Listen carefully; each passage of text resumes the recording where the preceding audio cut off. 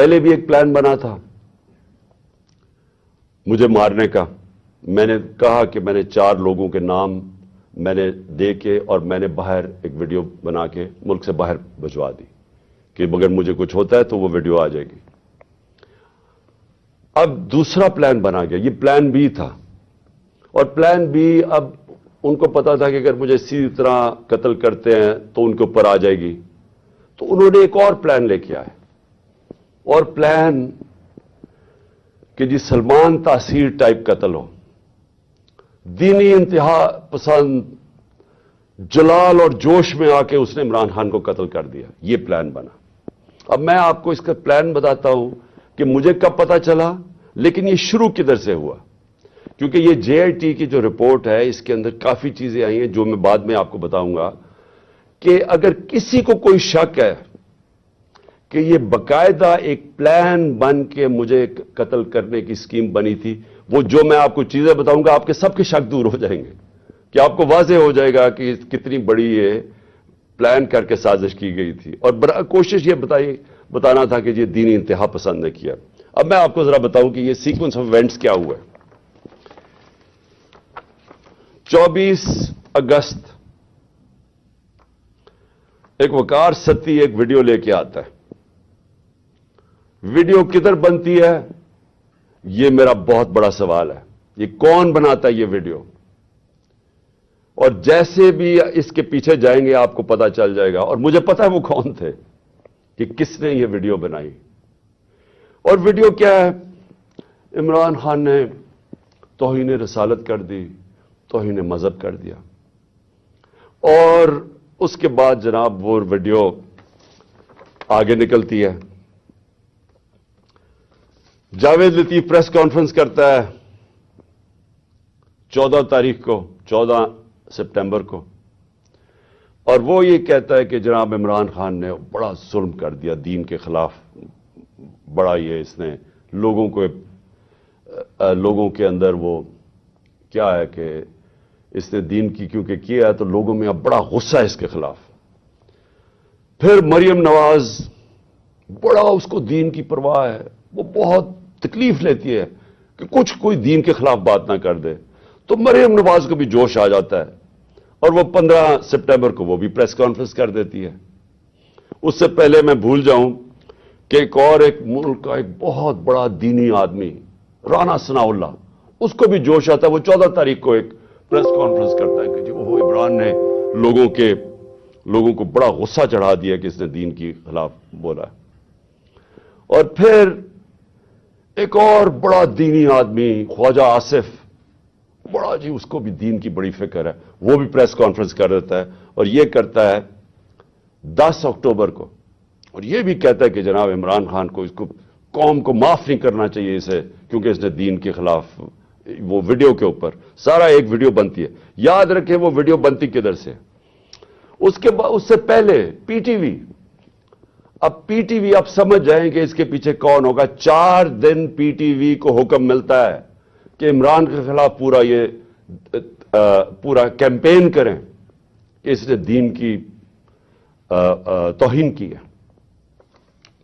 میں صرف آپ پہلے یہ جو بڑے آپ کو میں نامور نام بتائے ہیں جن کو دین کی بڑی فکر ہے, مجھے ذرا بتائیے 30 سال سے یہ دونوں جماعتیں اقتدار میں ہیں, مجھے بتائیں کہ کبھی انہوں نے جا کے پاکستان سے باہر کی بات کر رہا ہوں, کبھی انہوں نے دین کا نام لیا؟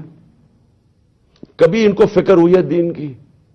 یہ ان کی آپ سٹیٹمنٹس اٹھا کے دیکھیں, یہ باہر جا کے ایک ہی بات کرتے رہے. میں 90 کی دہائی سے بات کر رہا ہوں کہ جی ہمیں مدد کر دو مغرب, امریکہ ہمیں مدد کر دے کیونکہ اگر ہم نہیں ہیں تو دینی انتہا پسند پاکستان کے اوپر آ جائیں گے, بنیاد پرست دین کو پاکستان کے اوپر چھا جائیں گے. کیونکہ یہ ڈراتے تھے ایران کے اندر جب خمینی کی انقلاب آیا, اسلامی انقلاب آیا, تو یہ ہمیشہ جا کے مغرب کو خوش کرتے تھے کہ پاکستان میں بھی وہ انقلاب آ جائے گا اگر ہماری اب مدد نہیں کرتے. ان کی سٹیٹمنٹس اٹھا کے دیکھیں, جب یہ باہر جاتے تھے ان کے سربراہ تو صرف ان کا یہ دین کا نہیں, دین کی بات چھوڑیں, یہ صرف یہ کہتے تھے کہ ہم لبرل ہیں, ہم آپ کے ساتھ ہیں, ہمیں بچا لیں نہیں تو دینی لوگ پاکستان کے اوپر حاوی ہو جائیں گے. یہ ان کی کیمپین رہی ہے باہر پاکستان سے.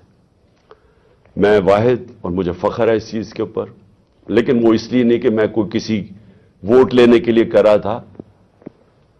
یہ میرا عقیدہ ہے، یہ میرا ایمان ہے، اور صرف جس کا ایمان ہو تو وہ جس طرح کی باتیں کر سکتا ہے. اور مجھے بتانے کی ضرورت نہیں ہے کہ ہر انٹرنیشنل فورم پہ میں نے اپنے جو ہمارے مسلمانوں سے زیادتیاں ہوتی ہیں جو مغرب میں رہتے ہیں، اسلاموفوبیا، اور پھر جو نبی صلی اللہ علیہ وسلم کی شان میں گستاخی کی جاتی ہے، اس کے اوپر واحد میں چیلنج کرتا ہوں، میں واحد وہ پاکستان کا پرائم منسٹر ہوں جس نے اس کی بات کی ہے.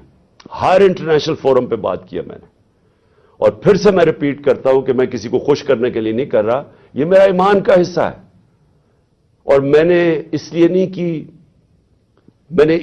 کی کہ میں وہ جا کے کوئی پوائنٹ سکورنگ کر رہا تھا مغرب میں جا کے. میں مغرب کو بڑی اچھی طرح جانتا ہوں.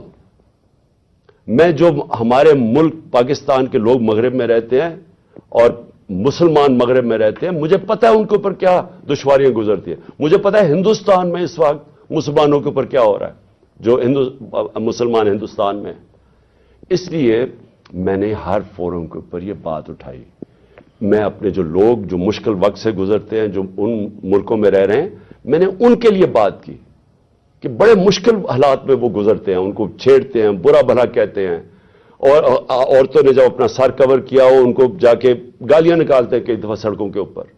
اور جو مسلمان لگے، یعنی جس کی داڑھی ہو اور وہ جو لگتا تھا، اب تو خیر داڑیاں ٹرینڈی ہو گئی ہیں، تو ان کے اوپر یہ باتیں ان کو آوازیں لگاتے تھے لوگ. تو میں نے ان کے لیے کہا تھا. اور پھر یہ جس طرح سارے ہمارے مسلمانوں کو تکلیف ہوتی ہے، ہمیں وہ تکلیف پہنچتی ہے جب ہمارے نبی صلی اللہ علیہ وسلم کی شان میں گستاخی کی جائے. تو یہ میں نے ہر فورم پہ اٹھایا. اس کے اوپر یہ پروگرام تیاری ہو رہی ہے کہ جناب وہ آدمی دین کی توہین کر رہا ہے. اور یہ اس لیے نہیں کر رہے تھے کہ ان کو یہ جو لوگ ہیں، یہ جو لٹیروں کے میں نام لے رہا ہوں، یہ سارے نامور ڈاکو ہیں جن کے میں نے نام لیے.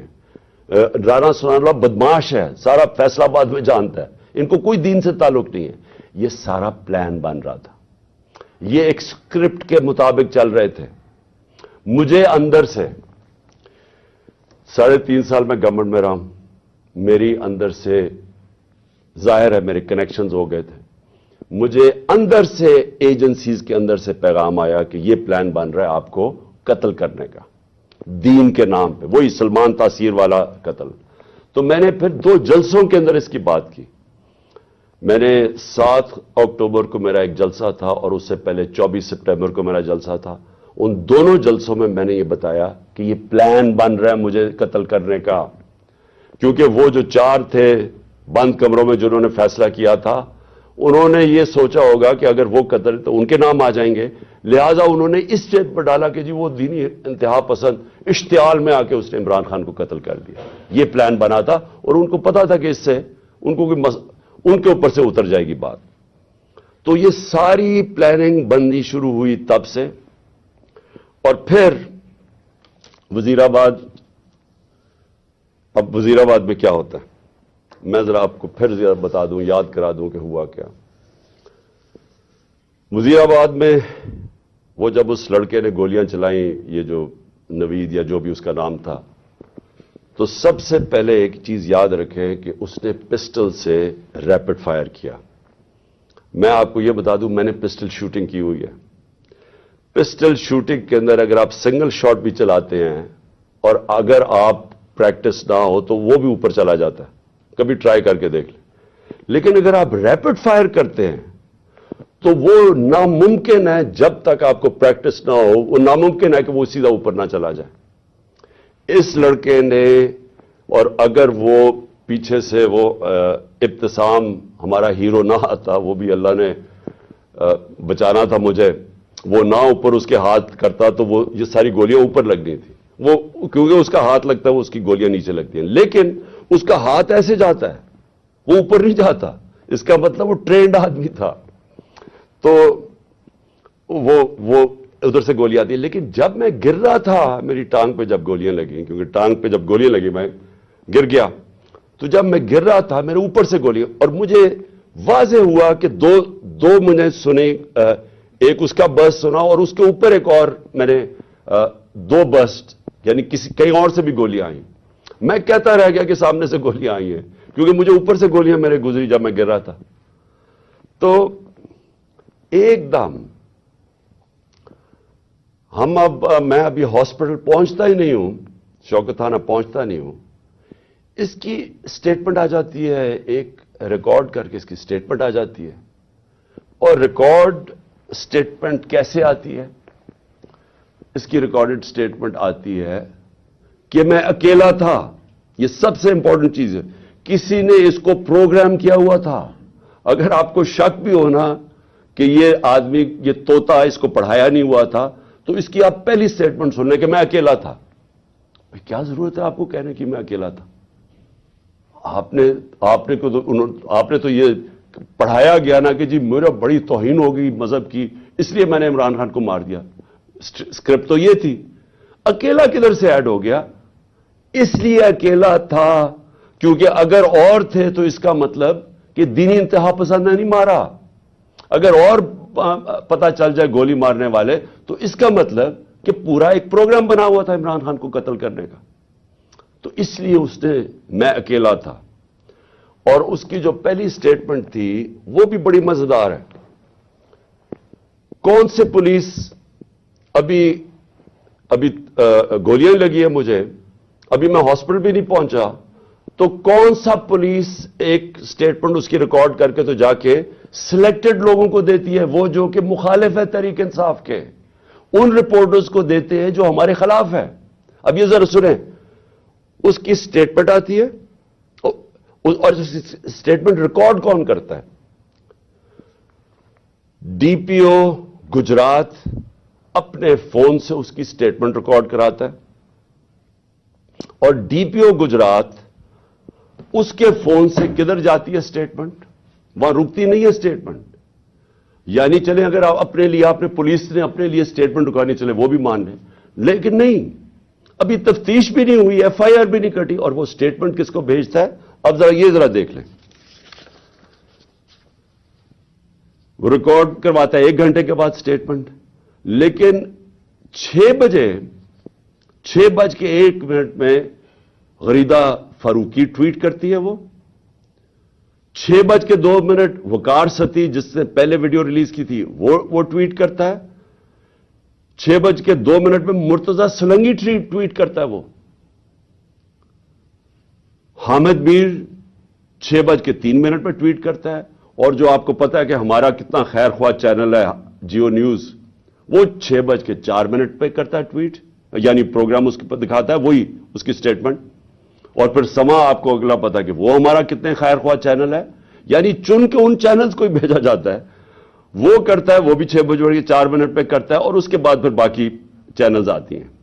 تو سب سے پہلے ڈی پی او جو سٹیٹمنٹ ریکارڈ کراتا ہے اس کی, وہ سب سے پہلے جاتی ہے ان رپورٹرز کو جو کہ سب کو پتا ہے کہ اس وقت تحریک انصاف کے مخالف ہیں.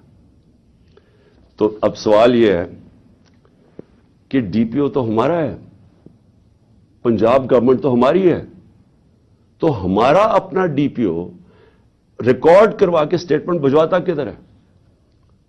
اور پھر جو اگلا سوال یہ ہے کہ ہمیں یہ ڈی پی او کی کوئی سٹیٹمنٹ آئی کہ جی شروع میں کوئی عجیب سی سٹیٹمنٹ اس کی آئی, تو میں یہ بھی چاہتا ہوں کہ سارے آپ دیکھ لیں کہ ڈی پی او کیسے, کیونکہ یہ سی سی ٹی وی فوٹیج پہ آ گیا. ابھی میں بعد میں آتا ہوں کہ یہ ڈی پی او گجرات نے انکوائری سے کتنی ہماری مدد کی, لیکن وہ میں بعد میں آتا ہوں. تو سی سی ٹی وی فوٹیج کے اوپر ڈی پی او اپنا موبائل فون دے رہا ہے ایس ایچ او کو کہ ریکارڈ کریں. تو میں چاہتا ہوں پہلے یہ دیکھ لیں تاکہ آپ کو اس میں کوئی شک نہ ہو کہ ہوا کیا ہے, کیونکہ میں آگے جو باتیں کروں گا یہ اس کے ساتھ جڑی ہوئی ہیں.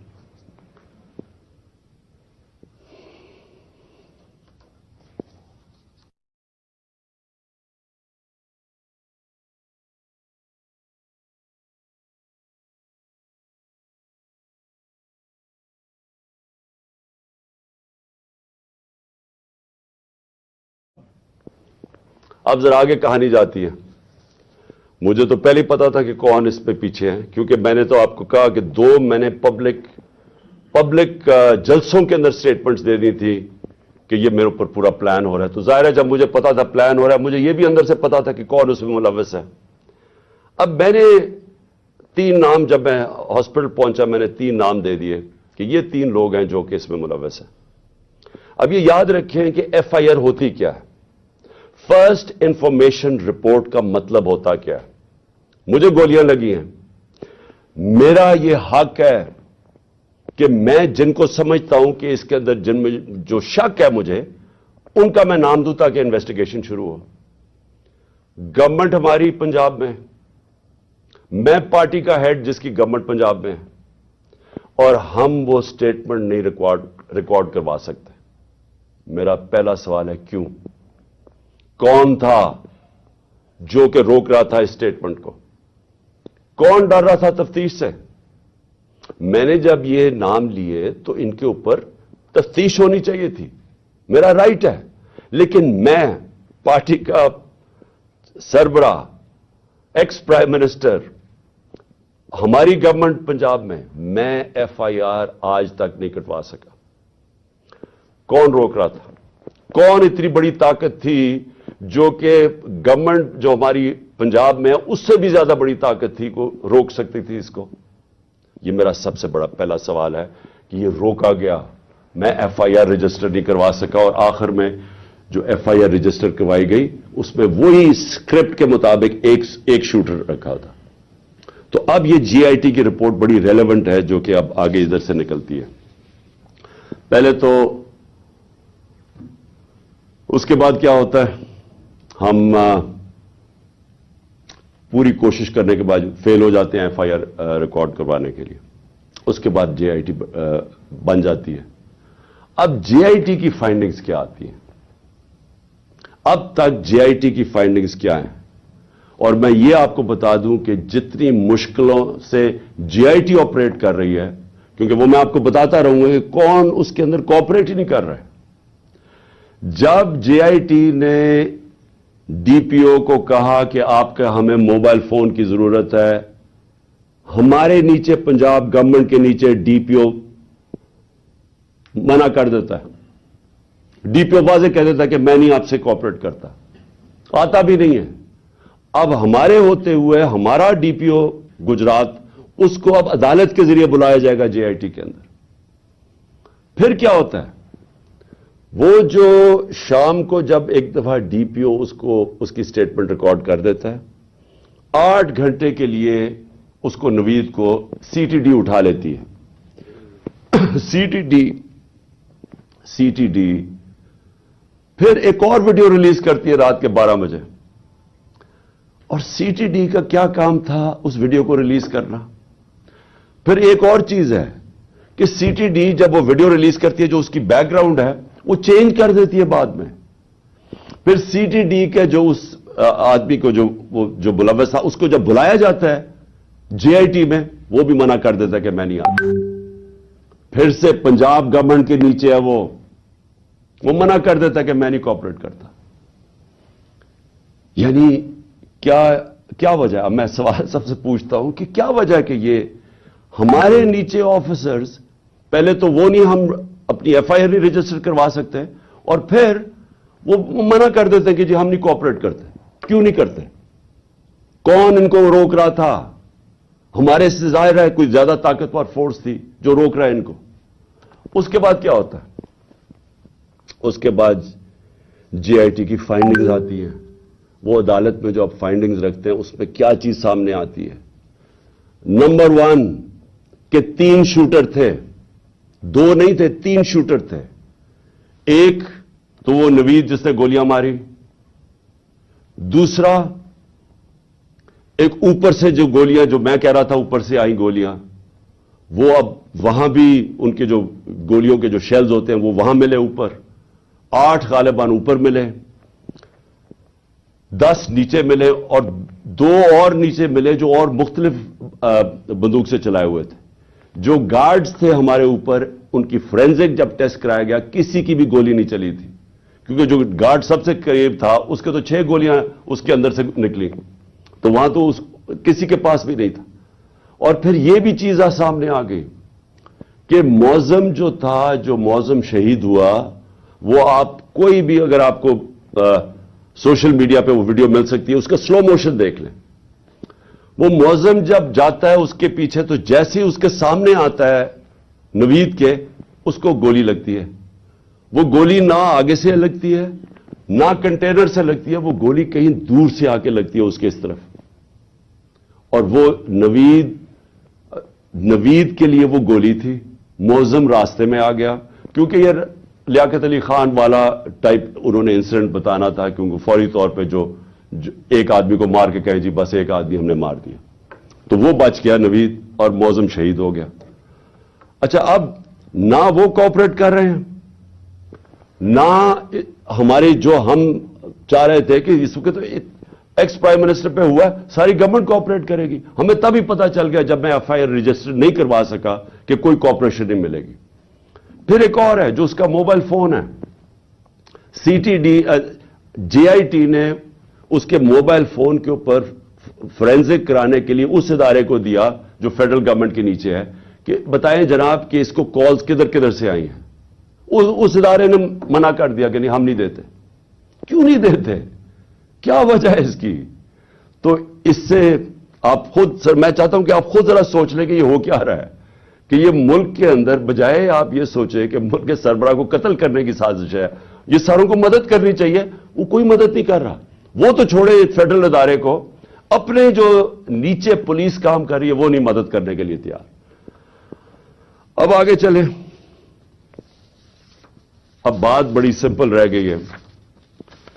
میرا یہ سوال یہ ہے کہ کون کون لوگ اس کے اندر ملوث ہو سکتے ہیں. مجھے پتا ہے کون ہے وہ, میں صرف اب سوال چھوڑنے لگا ہوں سب کے لیے, اپنی قوم کے لیے, کہ یہ جب میرے یہ جو ہوا اس کے اندر, میں چاہتا ہوں کہ قوم خود سوچ لے کہ اگر یہ ملک کے ایکس پرائم منسٹر سے ہو سکتا ہے تو باقی قوم کے اندر لوگوں کی کیا حیثیت رہ گئی. یعنی جب ہم قانون کی حکمرانی کی بات کرتے ہیں تو اس کا مطلب یہ ہوتا ہے کمزور اور طاقتور ایک ہی قانون سب کے لیے. تو یہاں تو اب واضح ہو جانا چاہیے کہ اگر ایکس پرائم منسٹر اور سب سے بڑی پارٹی کے سربراہ اگر اس سے زیادہ طاقتور لوگ ہیں تو وہ بھی نہیں انصاف لے سکتا. جو زیادہ طاقتور ہے ان کا رول چلتا ہے, جنگل کا قانون ہے پاکستان میں. تو میرے آپ سوال ہیں, میں سب سے پہلے پھر شروع کرتا ہوں. ویڈیو کس نے بنائی جس میں یہ بتایا چن چن کے چیزیں جمع کر کے بتایا گیا جی عمران خان نے توہین مذہب کر دی؟ وہ کون تھے؟ وہ کون سا ادارہ تھا؟ مجھے پتا ہے وہ کون سا ہے, لیکن میں آپ سب کے سامنے چھوڑ رہا ہوں. اور میں امید کرتا ہوں کہ جب یہ جے آئی ٹی ان لوگوں کو بلا کے سوال پوچھے گی تو ہم سب کو بتا سکیں گے وہ کون ہے. دوسرا کہ جو میں پہلے کیوں نہیں ایف آئی آر میں کروا سکا, وہ کون پاور تھی جس نے روکا ایف آئی آر کو؟ مجھے پتا ہے وہ کون تھی, لیکن یہ میں سوال چھوڑتا ہوں. ڈی پی او گجرات کے اوپر میرے دو سوال ہیں. کس نے اسے کہا تھا کہ یہ ویڈیو بھیجے ان صحافیوں کی طرف؟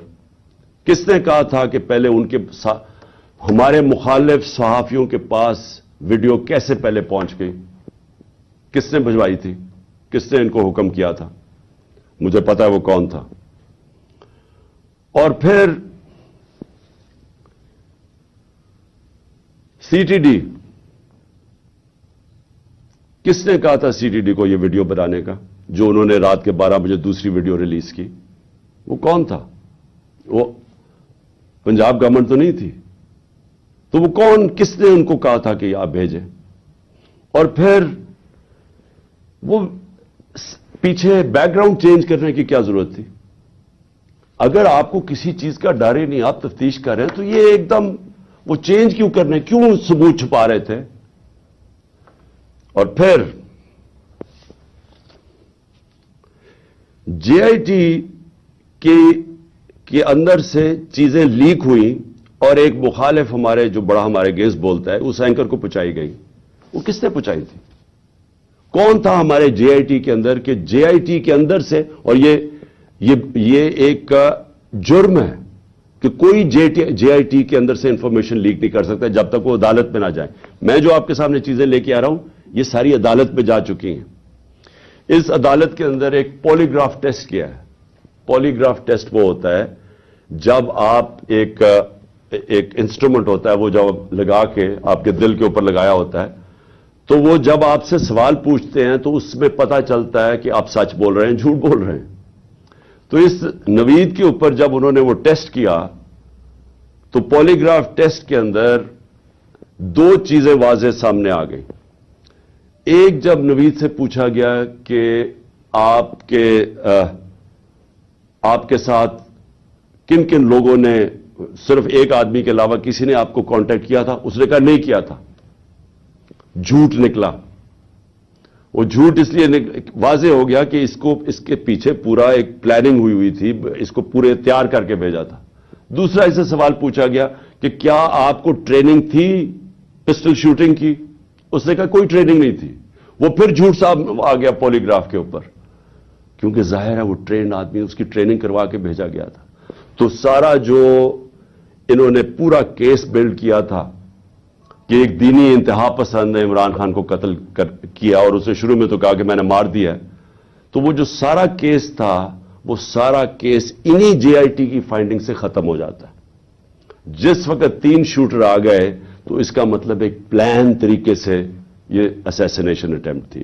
اور جب اس کے اوپر یہ بھی چیزیں واضح ہو گئی کہ اس کو ٹرین کیا ہوا تھا، تو اور پھر یہ بھی پتا چل گیا کہ یہ کوئی دینی آدمی نہیں تھا. جس طرح وہ جو میں نے خواجہ آصف وغیرہ کے نام لیے، رانا ثناء اللہ وغیرہ کے اور مریم نواز کے، یہ کوئی دینی لوگ نہیں ہیں. اسی طرح یہ بھی کوئی دینی آدمی نہیں تھا کہ جس کو بڑا اشتعال میں آ کے یہ کچھ کرے. تو یہ بھی ایک پلانڈ اسیسینیشن اٹیمپٹ تھا. میں آخر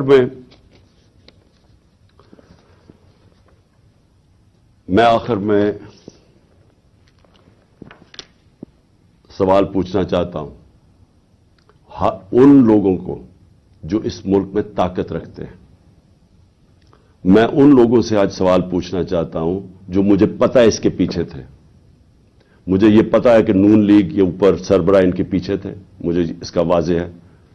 مجھے یہ پتا ہے کہ رانا ثناء اللہ جس کے لیے قتل کرنا کوئی بڑی چیز نہیں، وہ پیچھے تھا. مجھے پتا ہے کہ شہباز شریف جس نے ایکسٹرا جوڈیشل کلنگ میں اس کے اوپر رپورٹ ہے 97 سے 99 تک کہ اس نے کتنے لوگ پولیس مقابل میں قتل کروائے تھے. عابد باکسر کی سٹیٹمنٹ ہے کہ کیسے شہباز شریف ان سے لوگوں کو قتل کرواتا تھا. ماڈل ٹاؤن کے اندر ان دونوں نے دن دہاڑے نہتے لوگوں کے اوپر گولی چلائی، جس میں 12 لوگ اس میں قتل ہوئے اور اس کے علاوہ کوئی 50-60 لوگوں کو گولیاں لگی، اور وہ ٹی وی کے اوپر سب آ رہا تھا. یہ وہ لوگ ہیں، ان کا تو مجھے پتا ہے. لیکن مجھے جو ایک طرح افسوس بھی ہے اور ایک طرح اپنے ملک کی فکر بھی ہے کہ وہ لوگ جن کو ہم سمجھتے ہیں کہ اس ملک کی انہوں نے حفاظت کرنی ہے، جو اس ملک کے محافظ ہیں، وہ اس پلاٹ میں کیسے شامل ہو گئے؟ کیونکہ ان کے بغیر یہ ہونا نہیں تھا. جو سارا کور اپ ہوا ہے وہ کبھی بھی یہ جو دو کرمنلز ہیں یہ نہیں کر سکتے تھے، شہباز شریف اور رانا ثناء اللہ. یہ اس سے زیادہ طاقتور لوگ کر سکتے تھے، صرف وہ یہ کور اپ میں شامل تھے. سارا جو طریقے سے اس نے کہا جی میں اکیلا ہوں، اسے منہ سے بلوایا گیا، ایویڈنس پولیس کے اوپر پریشر ڈالا گیا، ایف آئی آر نہیں، یہ دونوں نہیں کروا سکتے تھے. ان کے پیچھے ہمارے وہ لوگ ہیں جن کو ہم سمجھتے ہیں کہ ہمارے ملک کی حفاظت کریں گے. میں یہ سوال پوچھتا ہوں کہ کیا میں وہ آدمی ہوں جس کو آپ کہہ سکتے ہیں کہ یہ کوئی بیرونی سازش کا حصہ ہے؟ کیا آپ کہہ سکتے ہیں کہ اس نے اپنے ملک کا کبھی پیسہ ملک سے باہر رکھا ہوا ہے اور باہر بڑے بڑے اکاؤنٹس ہیں اور بینک اکاؤنٹ، جس طرح یہ جو چور اوپر مسلط کیے ہیں ان سب کے باہر پیسہ پڑا ہے، اربوں ڈالر پڑا ہے، اور ابھی بھی چوری کر کے پیسہ باہر لے کے جا رہے ہیں. جس نے باہر کمائی کر کے سب کچھ، آج اس کا جینا مرنا پاکستان ہے. میرا سوال یہ ہے کہ اس کو اگر قتل کروانے کی سازش میں آپ ملوث ہیں تو کیا آپ کو فکر ہے اپنی قوم کی؟ اگر ملک کی سب سے بڑی پارٹی کے سربراہ کو آپ قتل کروا دیتے ہیں، जो वाहिद फेडरल पार्टी आज पाकिस्तान में, कौमों को पॉलिटिकल पार्टीज इकट्ठा रखती हैं। अगर कौमों को सिर्फ फौज के जरिए इकट्ठा रखते तो ईस्ट पाकिस्तान अलहदा ना होता। ईस्ट पाकिस्तान की जो पाकिस्तान की सबसे बड़ी पार्टी थी, उसके खिलाफ जब अपने मुल्क की इस्टेब्लिशमेंट चली जाती है और वो मुल्क टूट जाते हैं। अगर आप वो पार्टी के सरबराह को खत्म करना चाहते हैं जो वाहिद इस वक्त मुल्क का एक फेडरल एक मुल्क की फेडरेशन की इस वक्त एक ही आदमी है जिसकी सारी जगह वोट बैंक भी है, जो इकट्ठा भी रख सकता है, तो ये किसके लिए किया जा रहा है? क्या ये पाकिस्तान की बेहतरी के लिए किया गया? मुझे पता है कौन थे, और मुझे अफसोस से कहना पड़ता है मुझे बड़े अफसोस से कहना पड़ता है कि जब मुझे गोलियां लगी और जब मैं तब से 3 महीने ये मेरी टांग को ठीक होने में 3 महीने लगेंगे, क्योंकि जब आपकी निचली टांग टूटती है वो 3 महीने लगते हैं उसको हील होने में। तो मैं 2 कमरों में बंद हूं। मैं बार बार मेरे से अपने से सवाल करता हूं कि कैसा माइंडसेट है, वो कौन सा ज़हन है, और वो मुझे पता है कौन सा ज़हन है कि जो ये सोच सकता है कि अपने मुल्क को नुकसान पहुंचा सकता है, क्योंकि ये मुल्क को नुकसान होगा। आप अगर मुल्क की पॉलिटिकल पार्टीज को कमजोर करते हैं और फेडरल पार्टी को, तो इससे बड़ा मुल्क का नुकसान क्या हो सकता है? यानी ये आपके दुश्मन कर सकते हैं। ये दुश्मनों का प्लान तो हो सकता है कि मुल्क को कमजोर करो और उनकी पॉलिटिकल पार्टीज को कमजोर करो, फेडरेशन को कमजोर करो, लेकिन वो लोग जिन्होंने मुल्क की हिफाजत करनी है वो कैसे सोच सकते हैं?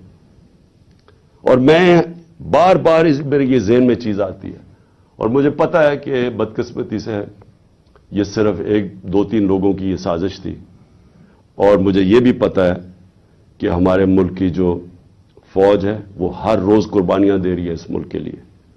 वो वॉर ऑन टेरर में वो कुर्बानियां ना देते, आज हमारी हिफाजत, यानी हम इस मुल्क में कंफर्टेबल ना होते, हमें इत्मीनान ना होता कि एक ऐसी हमारे पास सिक्योरिटी फोर्स है जो इस मुल्क में हमें सिक्योरिटी देती है। लेकिन उस हर इदारों के अंदर काली भेड़ें होती हैं, और ये जिसने प्लान किया, मुझे पता है और मैं ये चाहता हूं कि ये जीआईटी के साथ अब कोऑपरेशन की जाए। ये लोग जो एक जान की ऑब्स्ट्रक्ट कर रहे हैं जस्टिस, इन लोगों को इनके ऊपर एक्शन लिया जाए। और मैं आखिर में अपने सुप्रीम कोर्ट के चीफ जस्टिस से कहना चाहता हूं कि मैंने शुरू में ही कहा था कि मुझे सिर्फ इंसाफ की एक जगह से तवक्को है। जब ये ताकतवर लोगों को जिनके मैंने नाम लिए हैं, ये कैसे इंसाफ होने देंगे अगर ये खुद इसमें मुलव्वस है? तो सिर्फ एक ताकतवर अगर इंक्वायरी, इसको अगर चीफ जस्टिस इसको बैक करें, पाकिस्तान के सुप्रीम कोर्ट के चीफ जस्टिस, तभी इंसाफ मिल सकता है। नहीं तो मुझे अब तक जो मैंने हालात देखे हैं, जिस तरह की हर जगह रुकावटें हैं,